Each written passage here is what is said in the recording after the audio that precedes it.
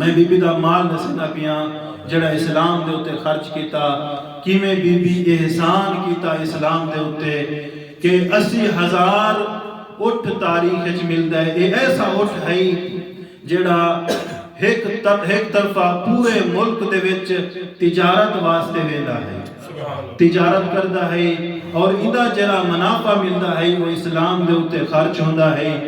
دوسرا اے دسو سارے علماء تشریف فرما ہو 80,000 اٹھتا ہے، اندے بلہاون دی جگہ کتنا ہو سی، اندے ملازمین کتنا ہو سی، اندے چارے کا انتظام کی میں ہوتا ہو سی۔ پہلا خلیفہ آدھے کہ انہاں اٹھان دے واسطے میں دساؤنا چاہتا بی بی دا مال و دولت کتنا ہے۔